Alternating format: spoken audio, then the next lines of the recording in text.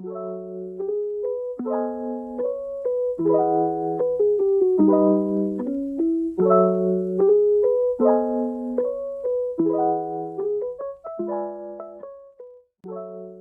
los tres mecanismos de nuestro aparato anímico proviene, pues, el placer de un ahorro. Los tres coinciden en construir métodos de reconquistar, extrayéndolo de la actividad anímica, un placer que se había perdido precisamente a causa del desarrollo de esta actividad. Pues la euforia que tendemos a alcanzar por estos caminos no es otra cosa que el estado de ánimo de una época de nuestra vida en la que podíamos llevar a cabo nuestra labor psíquica con muy escaso gasto. Esto es el estudio de ánimo de nuestra infancia, en la que no conocíamos lo cómico, no éramos capaces del chiste y no necesitábamos del humor para sentirnos felices en la vida. Buenos días, tardes o noches, espero que estén teniendo. Como siempre, hoy se da una nueva emisión del podcast de las entelequias. El día de hoy quiero iniciar este podcast con una simple pregunta. ¿Por qué las cosas te dan risa? En la miniatura de este video puse un meme que seguro a muchas personas les parecerá familiar, y se les hará gracioso incluso, pero partamos desde el inicio por seguir con esta pregunta. Ese meme en específico, ¿por qué te da risa? Para esta pregunta me estoy guiando con un libro que me ha agradado bastante, El chiste y su relación con el inconsciente. Este es un libro de Sigmund Freud, un famoso y reconocido psicólogo, el padre del psicoanálisis, quien en este caso se dedicó a comprender e investigar el lado oculto del ser humano, que en este caso se mostró muy común dentro de nuestros chistes. Básicamente nuestros chistes contienen ideas y pensamientos bastante escondidos que a lo largo de este podcast intentaremos por comprender.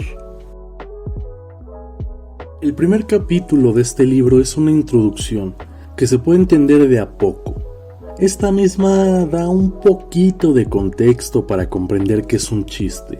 Cuando pensamos en eso solo creemos que es un acto de gracia, pero en realidad es más complejo. Es una figura interesante. Sin duda el chiste se hace para causar gracia, pero su contenido técnico refleja algo más.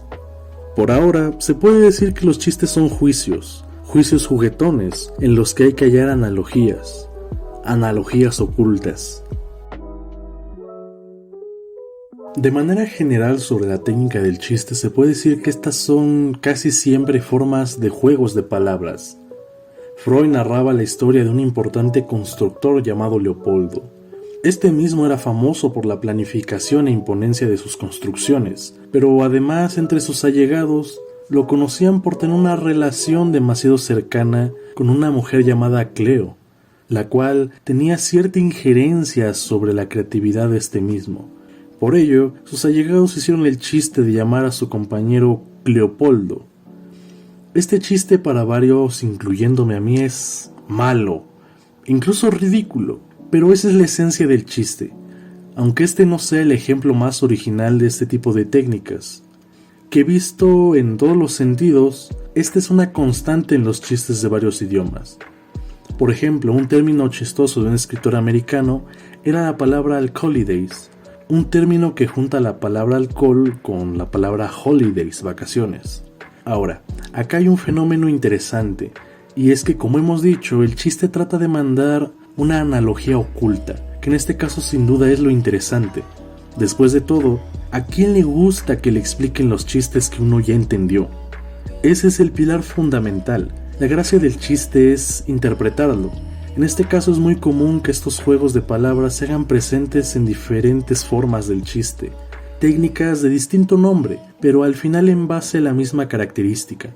Por ello hay chistes que usan ya sea una misma palabra pero con otros significados, jugando con los significados contextuales de estas palabras, o incluso usando algunas con ciertas alusiones de tipo hostil o sexual. Las dos formas principales de dividir las técnicas del chiste son la condensación y el desplazamiento. Ambas son maneras de consagrar juegos de palabras.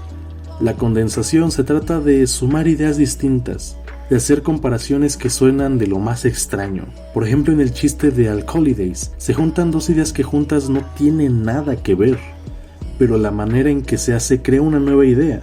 Por ejemplo, se entiende que las vacaciones son buenas temporadas para el consumo del alcohol. Sobre el desplazamiento, hay otros matices que llegan a hacerlo un poco más complicado de comprender. Al desplazamiento se le puede entender como la asociación entre ideas similares. Por ejemplo, en una sesión de terapia, el psicólogo le pregunta a su paciente, ¿algún familiar sufre de enfermedades mentales? A lo que su paciente responde, no, todos parecen disfrutarlas. En este caso, la palabra sufre es desplazada, deja de significar sufre como el tener un padecimiento, para que el sufre sea interpretado por el paciente como algo de índole sentimental o emocional. Al hablar del chiste es necesario hacernos otra pregunta, la cual es ¿qué intenciones tiene el chiste? Desde un inicio se puede decir que la intención del chiste es causar placer, y por lado del oyente o lector, sentir placer. Pero hay que profundizar un poco más, porque para empezar no hay un solo tipo de chistes, y con géneros tan iguales. Pero a pesar de esta problemática, Freud divide a los chistes en dos, los chistes inocentes y los tendenciosos. Los anteriores chistes que dije son chistes inocentes. Solo juegan con las mismas palabras y les dan un significado nuevo, con lo que más tarde se genera la risa. El otro tipo de chistes son los tendenciosos. Ese tipo de chistes usan objetos libidinosos y hostiles dentro de las historias que cuentan. A su vez, estos tienen por ende sus propias motivaciones. El primero busca mostrar la capacidad de ingenio y el segundo algún impulso hostil u obsceno. Precisamente este tipo de respuestas nos pueden decir a la larga por qué los chistes nos dan risa. Y claro, para comprender por qué nuestro ejemplo del meme anterior nos causa risa. Bien, primero hay que entender el contexto de Freud y por qué su revuelo. Freud fue un gran psicólogo que le dio un nuevo sentido a la naturaleza humana. La idea del inconsciente engloba el otro lado de nosotros mismos. Presenta una misma parte de nosotros, pero que constantemente se oculta de nuestra propia percepción. Ahí se encuentran ideas y sentimientos de todo tipo, pero que se mantienen allí para no causarnos algún tipo de conflicto. Algunas de estas manifestaciones son deseos y anhelos constantes, pero el hecho de hacerlos conscientes provoca un gran conflicto. Es por ello que a este nivel anímico la inestabilidad de la represión produce que estas ideas sean manifestadas en nuestro exterior. Freud lo vio en tres actividades. La primera, los sueños; la segunda, los síntomas de enfermedades psicológicas y psicosomáticas; y como presenta este podcast, los chistes. Cuando Freud escribió este libro, antes había analizado una forma única de interpretar el significado de los sueños, y con ello la relación de los sueños con el inconsciente, y por la relación de los sueños con el inconsciente encontró una nueva relación entre los chistes y los sueños, y entre los chistes y el inconsciente. Por ahora quiero hacer una breve pausa para explicar más detalladamente qué es el inconsciente. El inconsciente en el psicoanálisis es un lugar psíquico en todas las personas que comprende las ideas, pensamientos y sentimientos ocultos de una persona, los cuales están siempre guiados por caracteres pulsionales e instintivos. En cierto modo, el inconsciente guarda consigo las características más animales y bestiales del ser humano, que éste no está dispuesto a reconocer. Entonces, aquí se encuentran y almacenan los deseos y anhelos más profundos de los seres humanos. Comprender esto es fundamental, pues la concepción de que nuestros actos son en su mayoría productos de deseos reprimidos nos permite indagar a profundidad por qué los chistes nos dan placer. El caso de los chistes verdes y negros, o sea, los chistes tendenciosos, es por ello más fácil de entender. Aquí va un chiste que usa Freud para ejemplificar este fenómeno. Un príncipe camina dentro de un mercado y allí ve a un hombre que se le parece demasiado, así que rápidamente al tener al hombre de frente le pregunta si su madre trabajó alguna vez en su palacio, a lo cual el otro hombre le respondió al príncipe que su madre no había trabajado allí, pero sí su padre. Este es un chiste con una tendencia hostil. El primer personaje, el príncipe, insinúa que el hombre es un hijo bastardo, a lo cual el otro le responde con la misma insinuación, pero usa la técnica de comicidad para convertir el insulto en un chiste. Aquí en esencia hay una hostilidad per se, pero eso no nos alarma ni nos parece de mal gusto al verlo de forma superficial en el chiste.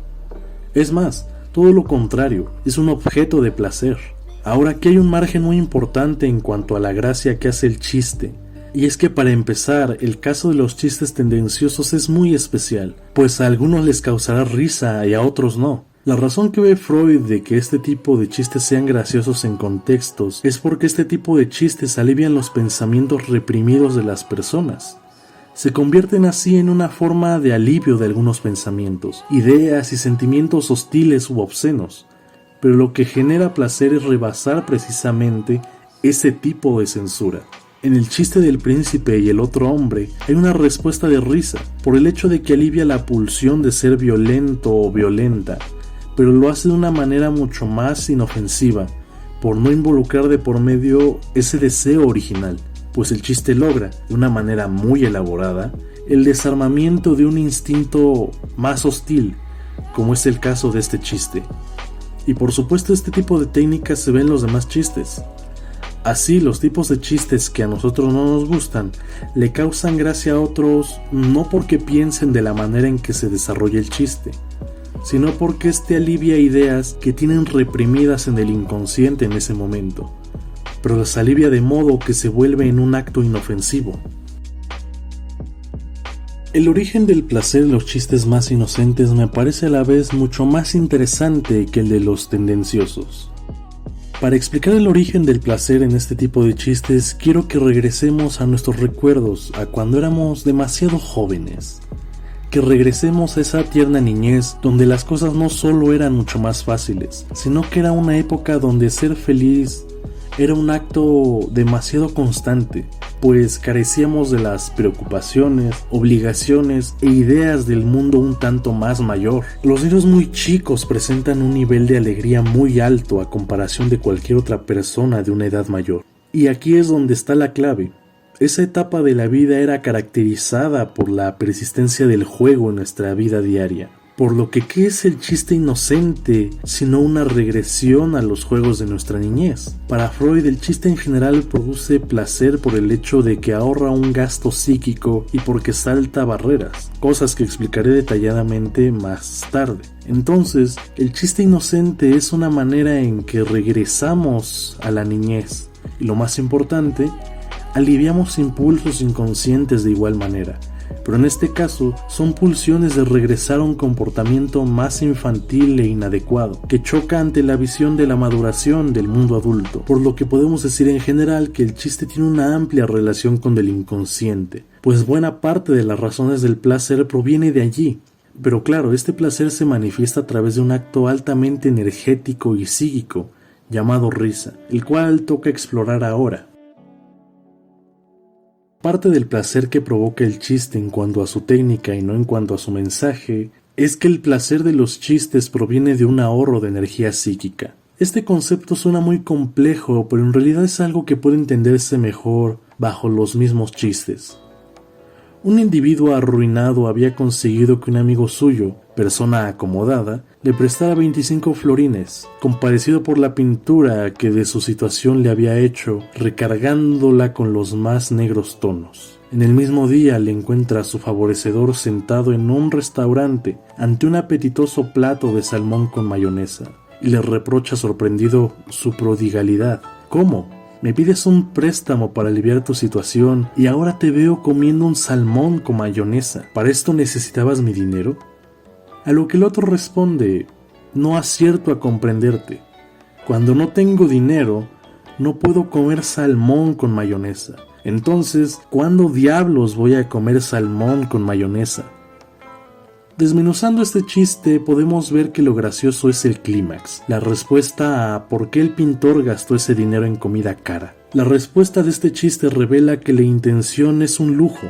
Entonces, explicado de una manera más alargada, nos dice lo mismo. Usar el remate del chiste o usar esta explicación nos comunica el mismo hecho en la historia que se nos presentó. Lo que lo hace distinto es que una es corta y además explica con juegos la verdadera razón de darle ese uso al dinero. Por ello, el chiste es una forma de ahorrar energía psíquica. de ahorrar energía que pudimos usar en entender la razón de los actos del pintor. Ahora, esta energía no se queda solo guardada, sino que es usada para el impulso de la risa. Por ello podemos decir que el chiste nos causa risa por el placer de no gastar tanta energía en comprender algo. Energía que luego se usa para manifestar el placer con risas.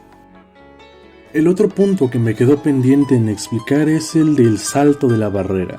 Pero este se queda muy claro cuando vemos que estas barreras que se saltan son las mismas que en el caso del chiste para aliviar deseos y pulsiones reprimidas. Por eso mismo los chistes tanto inocentes como tendenciosos sobrepasan esas barreras morales de maneras ingeniosas intelectualmente hablando. Por ello Freud diría que el humor es la manifestación más elevada de los mecanismos de adaptación en el individuo, precisamente porque convierte de una manera muy compleja y aceptable ideas o pensamientos totalmente reprobables. Por otra parte, es necesario decir que el chiste, como técnica literaria, causa gracia por la construcción de, como dijimos antes, juicios juguetones. Juicios que representan cosas ilógicas, absurdas e incluso ingenuas. En el caso de los chistes inocentes es un componente mucho más obvio. Otro punto interesante de los chistes es su relación con los sueños. Si bien ambos fenómenos se conectan con nuestro inconsciente, tienen dominios diferentes en nuestra vida anímica. Los sueños representan deseos irreconocibles, y el chiste es solo un juego desarrollado. En sí, aunque se complementen, el chiste se caracteriza por la consecución del placer, y el sueño se encamina al ahorro del displacer. Para concluir sobre la explicación, podemos decir que el chiste se caracteriza por la intención del ahorro psíquico, el uso de elementos inconscientes para darle temática a ese mismo chiste y ser consecuente el placer, así como además usar técnicas de desplazamiento y/o condensación para darle una elaboración más complicada, en base a un juicio que en vista lógica parece ingenuo. Ahora, respondiendo a la pregunta de la miniatura, ¿por qué da risa el meme del "ay no"? Pues tomando el contexto de ese meme, podemos decir que se puede basar en diversos elementos inconscientes de acuerdo en la forma en que se muestre a partir de las ideas inocentes o tendenciosas según el tema. A esto se le suma la gracia que nos produce el "ay no", por el hecho de que esté mal escrito y por ende sea una respuesta ingenua. En el video del cual procede este meme, podemos decir que la gracia procede de una idea hostil de burla y parodia hacia las personas mayores, que se ven en este caso ampliamente preocupadas por cosas que ocurren en sus vecindarios, cosas que para nosotros son muy comunes o que para otras generaciones son poco sorprendentes. Entonces, el "ay no" puede ser una burla reprimida hacia personas que conocemos con esas características y que por ende nos causa placer reírnos de su nivel de exageración y puritanismo, pero en este caso de una manera indirecta y mucho menos hostil. Por mi parte eso es todo. Este es un tema que en lo especial me dejó maravillado por lo construida que es la explicación de algo que vivimos comúnmente, pero que nunca es tan reflexionado, pues reírnos es algo común, pero jamás nos paramos a preguntarnos por qué y para qué.